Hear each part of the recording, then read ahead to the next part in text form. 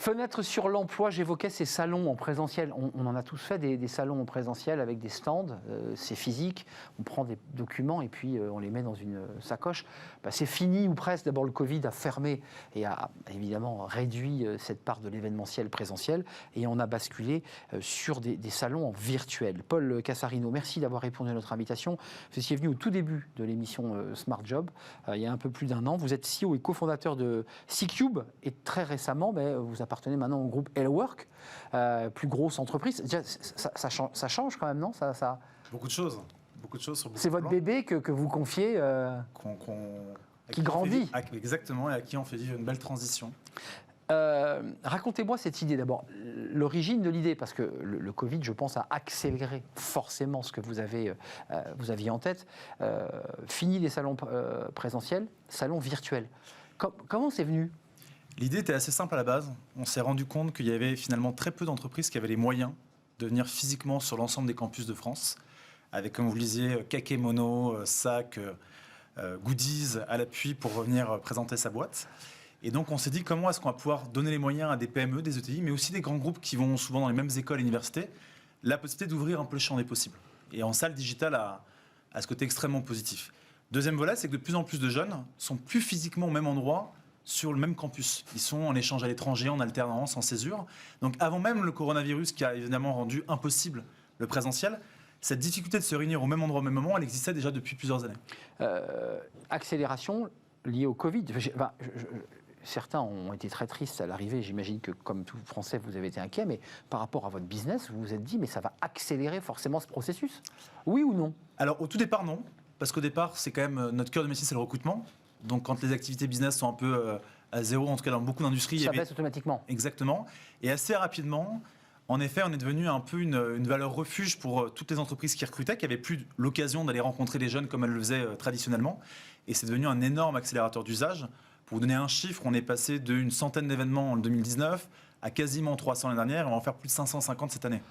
Est-ce qu'on peut résumer ça, vos événements, en job dating ? Exactement. C'est ça, c'est du job dating. Hein. Exactement. Une journée, plusieurs jours, sur lesquels il y a des entretiens qui se font en one-to-one, en visioconférence, ou avec plusieurs candidats autour d'une thématique. D'où l'idée de pouvoir s'implémenter sur des campus, des écoles.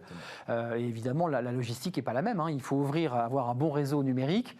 Et puis ensuite, les étudiants rencontrent leurs futurs recruteurs en visio. Complètement. Quel premier rendez-vous, en fait ? C'est exactement le pré-rendez-vous. C'est de faciliter ce premier contact. Et puis derrière, évidemment, si les entreprises veulent continuer le process et le candidat en présentiel, évidemment, l'idée, c'est que ça puisse se faire après en présentiel. L'idée, c'est pas de tout digitaliser de A à Z.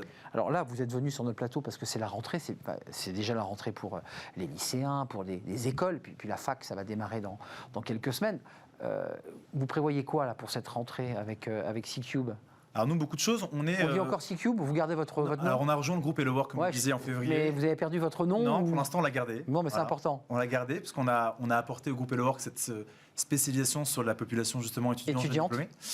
En gros, quand on a la rentrée académique, on est à cheval entre trois populations. On a la fin des campagnes d'alternance, qui notamment a été pas mal boostée par le dispositif mis en place par l'État, qui d'ailleurs a un jeune, une solution. Un jeune, une solution qui va perdurer jusqu'en juin 2022. C'était l'annonce des derniers jours. On en parlait hier, puisqu'ils sont un jeune, une solution et partenaires de notre émission. Ok, super. Donc ça a dû effectivement accélérer sérieusement. Ça accélère, et donc on se retrouve dans un contexte où il y a encore des entreprises qui ont encore pas mal d'offres d'alternance à pourvoir. Donc on est sur septembre-octobre, une fin de campagne d'alternance.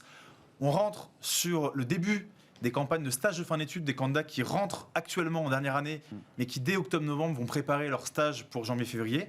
Et on est en plein dans les jeunes diplômés qui sortent de leur alternance ou de leur stage de fin d'études et qui rentrent sur le marché. Donc, j'allais dire, c'est quoi ? On est au très fort de l'activité pour vous là ? C'est début octobre. Le mois d'octobre est le plus gros mois quasiment de l'année calendaire. Combien de job dating ou d'événementiels virtuels ? On va être entre 60 et 80 sur un mois. Donc ça fait, vous voyez... plus de 3-4 par jour, quoi, à peu près. 4 par jour, ça veut dire que toutes les équipes C-Cube et HelloWork sont sur le pont, là, enfin en tout cas une partie, pour pouvoir être là. Ça demande quand même pas mal de logistique, malgré tout. Ça demande des ressources techniques qui fait qu'on les adapte en fonction du trafic qu'il y a, donc là, de manière assez consistante. Ça demandait surtout un travail préparatoire avant l'été, et puis là, à la rentrée, pour que tout ça se déroule bien. Non, et puis maintenant, on commence à avoir avoir l'expérience. Donc on n'est pas du tout inquiet, au contraire, c'est assez excitant. Vous avez déjà des retours, parce que vous avez déjà un retour d'expérience. Il y a eu ces job dating en virtuel. Tout le monde est content. J'imagine que les étudiants sont contents parce que c'est un pré-rendez-vous qui peut faire décrocher un job. Après, on se voit, j'imagine, en physique. Qu'est-ce que vous disent les campus? Ça leur va aussi, peut-être? Je pense que c'est pareil pour tout. Là, on sort d'un trop-plein de full digital pendant 1 an et demi, donc on commence à avoir un petit peu les limites. Ouais. Voilà, les limites, c'est tout cet intuitif personnel qu'on a avec de la gestuelle, du paraverbal qu'on n'a pas à travers un écran. Maintenant, ce qui est assez séduisant pour nous, c'est de travailler sur des formats hybrides. Alors malheureusement, le contexte sanitaire fait qu'on ne sait pas si on va pouvoir tout de suite, là, dans les semaines à venir, revenir vraiment en présentiel comme avant. Mais en tout cas, l'idée vraiment, c'est de garder les forces du présentiel, ce contact, cet intuitif personnel, tout en gardant l'efficacité qu'a permis le digital. Mais comment on fait là pour faire un mix? Et c'est tout l'enjeu de notre technologie aujourd'hui, c'est qu'on prépare des rencontres qui vont avoir lieu en présentiel pour des événements qui peuvent se dérouler en présentiel, et on garde un volet digital pour toutes celles et ceux qui ne peuvent pas être là ou qui ne souhaitent pas être là, parce qu'il y a encore des entreprises qui, pour des raisons politiques d'entreprise, ne souhaitent pas se déplacer. C'est vrai. Et donc ça permet comme ça d'adresser tous les publics. Voilà. Les jeunes cherchent quoi là? Parce que vous avez aussi un tableau de bord du ressenti de cette jeunesse qui se connecte grâce à vous, grâce à C-Cube et Hello Work. Ils cherchent quoi les jeunes là? Ils vont vers quoi là? Moi j'ai toujours un peu de mal, désolé Arnaud, les jeunes, la notion de jeunes. Mais je sais bien. Parce qu'elle est trop large. Elle est large, et puis surtout face au marché du travail, entre ceux qui sont diplômés, qualifiés et ceux qui ne le sont pas. Nous, grosso modo, ce qu'on voit, c'est qu'aujourd'hui, en tout cas côté entreprise, et ce que ça crée chez les jeunes, c'est que les secteurs et les métiers qui étaient déjà en tension se sont encore accentués.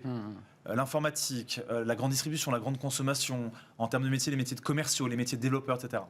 Donc ce que ça crée, c'est que les candidats qui sont sur ces métiers-là sont encore plus qu'auparavant dans des situations de rapport de force plutôt positif, où ils vont avoir plutôt plus d'offres. Ils ont l'avantage là. Ils ont l'avantage. Ouais. Ils ont l'avantage, donc ils vont être encore plus exigeants sur la qualité des missions, sur la rémunération. Je vous entendais parler de télétravail, sur justement des nouvelles tendances qui vont être importantes dans leur environnement. Et puis il y a tous les autres qui, mine de rien, sont eux plutôt dans un rapport compliqué au marché. Trop de monde et pas assez de postes. Exactement, c'est toujours le problème d'asymétrie qu'on peut avoir sur ces marchés comme ça. Et là, nous on voit 2 types de candidats. Il y a ceux qui restent à la recherche et à la poursuite de leurs rêves et des métiers qui vont les épanouir. Ils vont probablement devoir être un peu patients, être très persévérants, rien lâcher. Donc on les conseille, nous, de vraiment être multicanal, contacter les entreprises sur C-Cube, mais aussi sur LinkedIn, sur des job boards, etc. Et puis il y a celles et ceux qui se disent, bon, il y a une réalité économique actuelle, on va... je me mets là où il y a du boulot. Et on reprendra peut-être dans 2 ans, dans 3 ans... il y a les pragmatiques, quoi. Voilà, ils ont envie de devenir salariés, parce que ça prolonge tout à fait le débat qu'on a eu tout à l'heure. J'évoquais l'idée que ça pouvait être la fin du salariat, qu'on était dans un rapport un peu différent. Est-ce que les jeunes, alors certaines catégories, je ne veux pas globaliser, mais est-ce qu'ils ont un rapport un peu distancié à l'égard de devenir chef ou responsable Quel rapport ils ont justement à l'égard de ce salariat? Alors, je ne sais pas si la notion de salariat est autant intellectualisée que ça chez un jeune qui ne connaît pas justement ce statut. Oui, c'est pas grand-chose. On ne sait pas, à part... Il y a quand même le Graal du CDI en France, qui est associé à pas mal de choses. Ça, c'est important. CDI, bien sûr. Donc, non, moi, je pense que ce qu'il y a d'important, ça va être vraiment toute la culture de la boîte et ce qu'elle raconte. Donc, vous parliez tout à l'heure de lien de subordination. Et les entreprises, on peut être salarié et sentir une liberté, une horizontalité dans la façon de pouvoir travailler qui fait qu'on... Absolument. Voilà. Donc, je pense que c'est surtout ça qui va être challengé. Mais encore une fois... Il y a le jeune qui va aller en entretien, qui sait qu'il a potentiellement 7 autres offres qui vont lui être proposées et qui là va pouvoir rentrer dans ce niveau-là de détail et de granularité. Puis il y a l'autre jeune qui, si déjà on lui fait une proposition... Il est content. Voilà. Ouais, c'est ça. Et en fonction des secteurs que vous évoquiez tout à l'heure, parce que c'est vrai que certains sont bien lotis, un peu riches d'ailleurs en offres, et puis certains sont très très pauvres. Merci Paul Casarino de venir à la fois nous parler de ce que vous faites, de C-Cube et d'Hello Work, puisque maintenant c'est une nouvelle aventure qui démarre pour vous évidemment, pour votre entreprise et pour vous, parce que c'est votre bébé qui devient pas un jeune adulte, mais un enfant, un adolescent. Voilà, on va vers l'adolescence. Et puis aussi sur le choix des jeunes. Merci de nous avoir rendu visite. C'était un vrai plaisir. C'est la fin de notre émission. On se retrouve évidemment demain pour le débat d'actualité. Merci à Fanny Griesmer, merci à Margot Ruot, merci à Romain pour la réalisation, merci à Guillaume pour le son aujourd'hui et merci à vous qui nous regardez. Merci pour votre fidélité et toutes vos réactions. Je serai là demain, si tout va bien, mais tout ira très bien. Bye bye.